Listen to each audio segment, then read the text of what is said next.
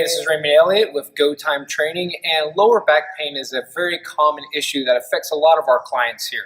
About 80% of people will experience some kind of lower back pain sometime in their life. So that means a lot of people are suffering from it, and we want to provide some exercises and a phased approach that can help you fight and prevent lower back pain or even fix the pain that you have right now. So we're going to start off with one of the main keys of fixing lower back pain is making the adjacent joints closest to the lower back mobile. So when your joints that are closest to your lower back are not mobile, your hip and your thoracic, you're going to end up stressing your lower back a lot more because it's going to facilitate movement. The lumbar of the spine, the lower back part, is not really supposed to move that much. It only has about 10 to 15 degrees of flexion.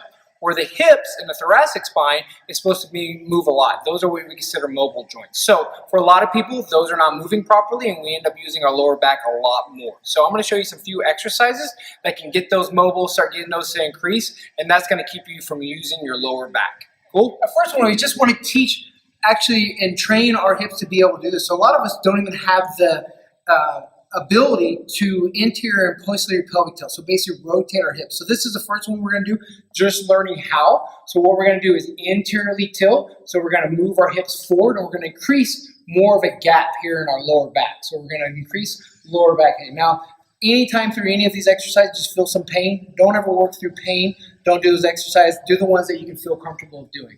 So here we're going to rotate up, anterior pelvic tilting, and then just rotating back down. That's all we're doing is just trying to train interior and posterior pelvic tilting, making sure those hips are nice and mobile. So rotate forward, creating a gap, then compressing that lower back into the ground, pulling your hips towards your belly button. Okay, so another great mobility exercise, and this will actually bring a little bit of nutrients, some blood flow to the lower back, which can also help ease a little bit of pain and also kind of help the spine be a little bit more limber. So this is called a cat-camel, or sometimes also called a cat-cow. So you always want to start off in quadruped position, which just means on fours. Humans were bipeds, animals are on four or quadrupeds. We want to put our hands right underneath our shoulders.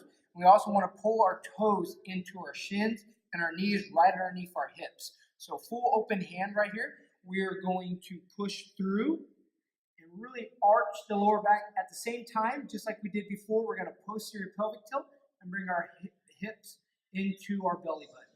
Okay, hold that nice stretch, and then we're going to anteriorly rotate, rotating outward, increasing more lower doses or curvature in our lower back, and squeezing our shoulder blades together. We want to do this all while breathing and keeping our core nice and tight. Pulling in. So feel this exercise. Don't just kind of go through it. Feel each one of those spines moving in and then back out. So we really want a nice stretch through here. Keep that chin lightly tucked. Pulling in. Back out. So that will get a lot more mobility within our thoracic spine and through our hips. So we're going to do some hip hinging. So hip hinging is a common pattern. For people that have lower back pain, they don't want to do what's called forward flexion as much because that comes from the lumbar, and that's what really happens a lot of times when our hips are not mobile. Instead of our hips going back, we end up bending at the lumbar, and that puts a lot of pressure and actually ends up hurting the lower back. So if you already have pain there, you're just going to add to it. If you don't have lower back pain, you're end up going to exacerbate that and end up creating a lot more use for the lower back, which is going to cause it to break down. So we want to learn how to hip hinge, and this also will help stretch out our lats and through our back as well. So we're going to do a band distractive hip hinge here. So we're going to hold this. We're going to bring it out here. So any band, you can go to Walmart, Target, or Go Time Training. Grab you a band here, tie it down to something on the bottom, and you're going to push your hips back in a hip hinging pattern, and let this pull your arms and stretch through your lats and through your body. This is a great stretch through the rectus spinae, so it's also a good back stretch, but it's also teaching us and helping us with a little bit more mobility through those hinges. As we learn in the next phases, we want to also activate the glutes, so this is a good beginning part of starting to learn how to utilize those glutes. So nice one here, nice stretch, hold for 2 or 3 seconds at the end, and right back up. Okay, so this is another good one. To do once again, so our thoracic spine works well in what's called flexion or extension or forward back.